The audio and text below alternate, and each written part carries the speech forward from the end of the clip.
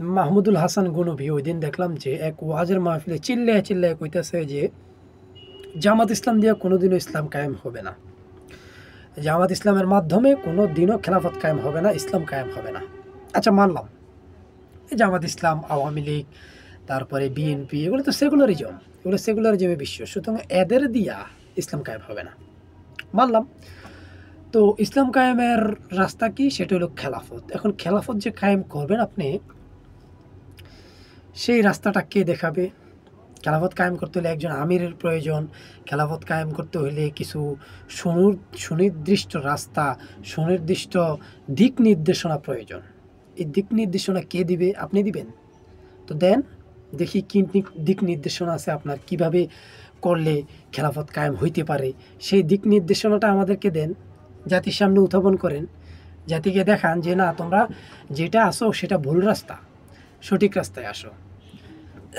সঠিক রাস্তাটা যদি মানুষ বুঝতে পারে অবশ্যই আসবে।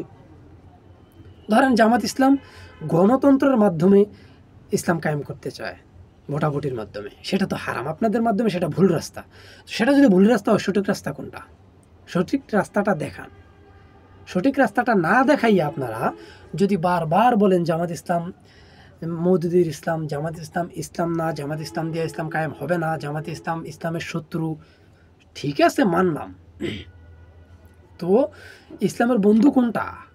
ইসলামের সঠিক রাস্তা কোনটা? সঠিক রাস্তাটা আমাদেরকে দেখান, আমরাও সেই সঠিক রাস্তায় পরিচালিত হইতে চাই। এখন বলেন যে খেলাফত, খেলাফত আপনি কিভাবে কায়েম করবেন? এই যে আওয়ামী লীগ, বিএনপি, জামাত, পুলিশ, সেনাবাহিনী সব কিছুর বিরুদ্ধে যুদ্ধ কিভাবে করবেন আপনি? সব কিছুর বিরুদ্ধে যুদ্ধ করে তো আপনার খেলাফত কায়েম করতে হইব, কারণ আপনি তো ভোটাভুটির মাধ্যমে ইসলাম কায়েম করতে চান না। এগুলোর সবার বিরুদ্ধে যুদ্ধ আপনি কইরা কুলাইতে পারবেন বা এটা কি সম্ভব? আপনি তো যুদ্ধ করবেন, কি দিয়ে করবেন? আপনার কাছে কি ওই অস্ত্র আছে? কারণ আধুনিক যত অস্ত্র সবগুলো তো আপনার এই খ্রিস্টানদের আবিষ্কার, খ্রিস্টানদের জিনিস দিয়ে তো আপনি যুদ্ধ করতে পারবেন না, খ্রিস্টানদের আবিষ্কার ব্যবহার করা তো হারাম। খ্রিস্টানদের আবিষ্কার করা গণতন্ত্র যদি হারাম হইতে পারে, খ্রিস্টানদের আবিষ্কার করা অস্ত্র তো হারাম, ঠিক আছে? সুতরাং আপনি যুদ্ধ করতে হবে আপনার ওই নবীজির যুগের তলোয়ার দিয়া, তারপরে ঘোড়ার পিঠে চইরা, তো ঘোড়ার ব্যবস্থা করেন, তারপরে আপনি তলোয়ারের ব্যবস্থা করেন, দেখি যুদ্ধে আপনি কুলিয়ে উঠতে পারেন কিনা।